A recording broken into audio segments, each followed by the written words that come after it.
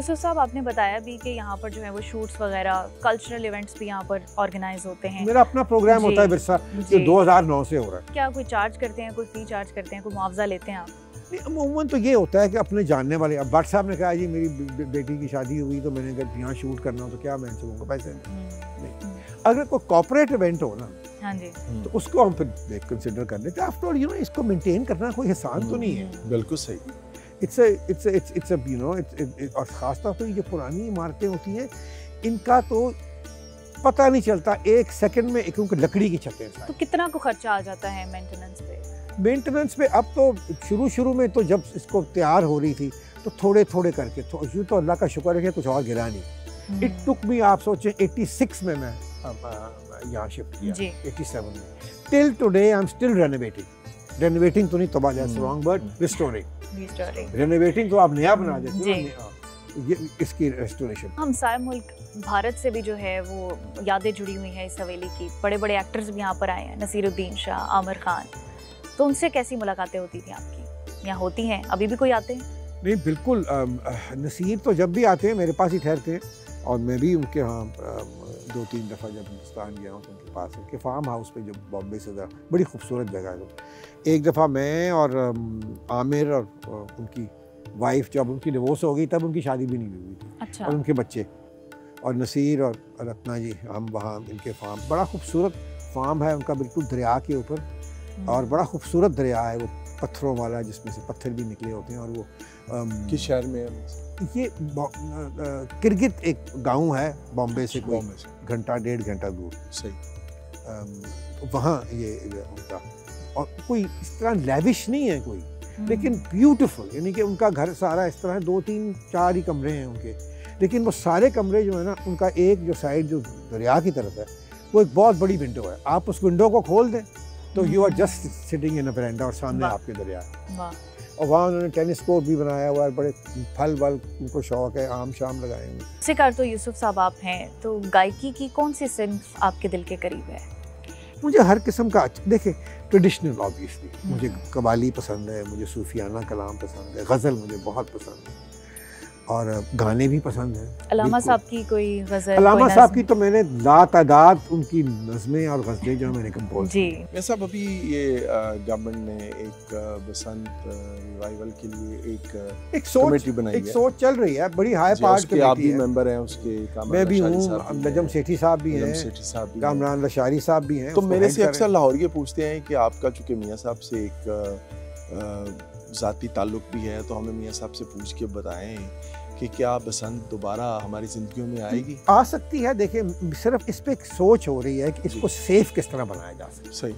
अगर गवर्नमेंट जो कन्विंस हो जाती है कि ये एक सेफ बसंत हो सकती है, तो आई एम श्योर वो कर देगी। और तो इसके अलावा, तो I come back to that question. तो अब सियासत भी छोड़ दी, और इस पे फेस्टिवल पे लग गए, फेस्टिवल बन गया, उस माशाल्लाह गोइंग वेरी वेल, के क्लम्प लग गया उसके ऊपर, वो बंद हो गई सारा कुछ। तो मैंने सोचा कि अब मैं क्या करूँ, कुछ ना कुछ तो करना ही है।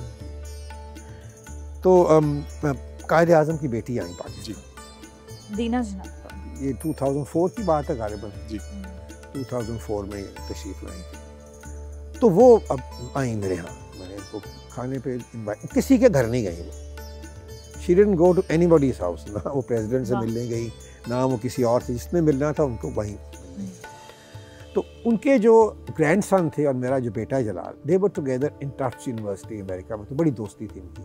तो जलाल मुझे बताया करता था कि जब उनका अपना भी एक फ्लैट था न्यूयॉर्क में और एक मियामी में, तो सर्दियों में वो मियामी चली जाती थी और गर्मियों में वो न्यूयॉर्क आ जाती थी। अच्छा। जब ये फ्लैट खाली होता था तो ये बच्चे वहाँ, जब उनको छुट्टियाँ होती थी तो ये वहाँ जाके तो ये अपना they would go and stay and enjoy in New York.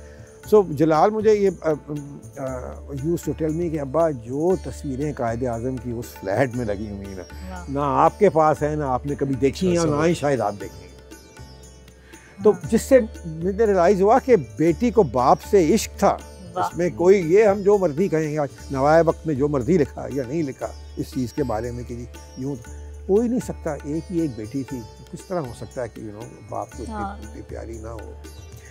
तो फिर जब ये आई यहाँ तो जलाल ने बहुत बड़ी एक दावत की, इनके और भी बहुत से इंडिया से फ्रेंड्स आए, तो उनमें अपना कायद के ग्रैंड सन्स भी थे, उनके वालिद नस्ली भी थे। अच्छा, वो नस्ली जब यहाँ फिरता, उसने तस्वीरें देखी कमरों में इधर उधर कायद आज़म की, तो मुझे वो पूछने लगा कि आपका क्या ताल्लुक मेरे नाना के साथ। मैंने कहा इधर आए, मैं अपने नाना और आपके नाना के बारे में मैं आपको फिर थोड़ी। तो उसके बाद मैंने उससे कहा, मैंने कहा नस्ली, मेरी एक बड़ी दिली ख्वाहिश है कि आपकी वालदा से मुलाकात हो जाए। तो उन्होंने कहा कि ओहो, हम तो कल जा रहे हैं कराची, तो अब चलें, तो कभी किस्मत कभी होगी तो। दूसरे दिन उनका मुझे फ़ोन आ गया कि मेरी वालदा ने कहा कि नहीं, मैं उनके घर जाऊँ। तो मैंने कहा फिर खाना मेरे साथ खाएं। उन्होंने कहा नहीं, खाना जो है हम सोच रहे हैं जाने का कुकूज़ कैफ़े, क्योंकि प्रेसिडेंट मुशर्रफ ने उनको कहा था कि वहाँ आप खाना खाएं जाए। तो मैंने कहा मैं खाना वहीं अरेंज कर दूँगा। तो हमने फिर नीचे, उनकी उम्र थी तो उस वक्त सीढ़ियाँ, लिफ्ट नहीं लगी थी कुकूज़ कैफ़े, तो हमने नीचे इंतज़ाम किया।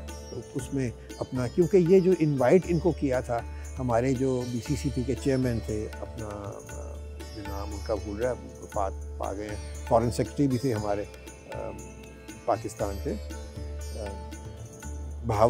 भोपाल के जो थे, नवाब भोपाल, साहबजादा याकूब नहीं,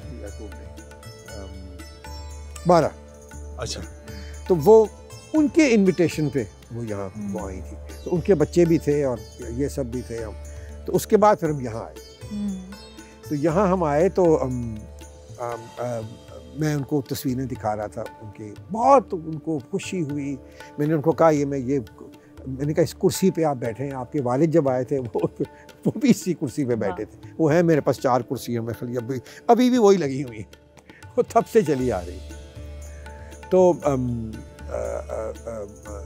बातें करते करते हम अंदर से तस्वीरें सारी मैंने दिखाई उनको, मोहतरमा फातिमा जिन्ना की, मेरी वालदा के साथ और ये सब। तो वहाँ खड़े होकर तो मुझे कहती हैं, मैं सिगरेट पीता था, तो सिगरेट मैंने हाथ में पकड़ा हुआ था, सुलगाया नहीं था मैंने।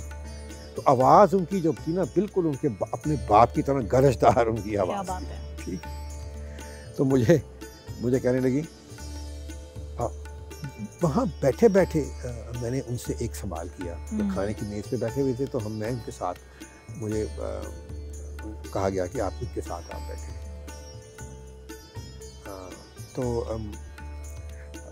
अब मैंने उसको डरते मैंने कहा 4 से 5 सवाल तो मैं पूछ ही। पहले तो मैंने ये कहा, मैंने कहा ma'am, it's so sad that your father made this country and we have made a best of it.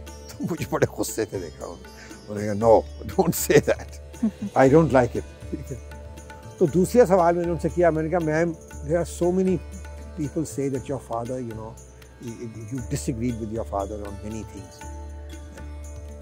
She said, listen to me. I and my father disagreed on only one thing. And that was my marriage. We never disagreed on anything. यानी कि उसने साफ कह दिया कि मैं पाकिस्तान के खिलाफ नहीं थी, या मैं कोई ये मेरा कोई इशू नहीं था, you know.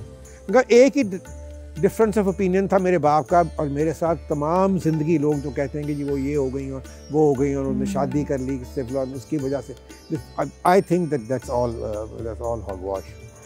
तो फिर 12 हम यहाँ, मैंने अच्छे 5-6 घंटे उनके साथ गुजारे। उसके बाद हम यहाँ गए, डिफेंस गए, वहाँ जो हमारे चेयरमैन थे BCCP के, उनके बेटे का वहाँ वो आइसक्रीम पार्लर था, वहाँ आइसक्रीम पार्लर हम गए, वहाँ हमने आइसक्रीम खाई। रास्ते में मैंने उनको बताता रहा, दाता साहब है, ये इस तरह है, ये इस तरह। वो कह रही थी, मैं सुबह आई थी, मैं इकबाल के मज़ार पे भी वो होके गई थी, किला विला भी। उनको बहुत शौक़ है हिस्टोरिकल जगह। बल्कि इनफैक्ट मैं एक दफ़ा इंडिया गया तो मैंने उनको कॉल किया, तो उन्होंने कहा मेरा बड़ा दिल है कि मैं मंजोदार वहाँ हूँ। अच्छा, तो वी वर प्लानिंग, लेकिन फिर उनकी डेथ ही हो गई। तो आपने सिगरेट भी उन्हीं के कहने पे यही मैं आपको बता रहा हूँ कि वहाँ पे तो मैंने उन्होंने मुझे कहा यंग मैन स्मोकर थे और मियां साहब, I used to smoke 2 packs of cigarettes a day, can you believe it? And I smoked for almost 20-25 years. इतने साल में। तो बस वहाँ खड़े हुए थे बिल्कुल ड्योड़ी के अंदर। तो तस्वीरें देखते देखते मैं सिगरेट देखा था, young man I don't like your smoking. अब मुझे ये बातें मुझे समझ आती कि वो क्यों बात कर रही थी, कि क्योंकि कायद का भी ये प्रॉब्लम था and ultimately that killed him, you know, उनको हुआ था सारी बीमारी और उसकी।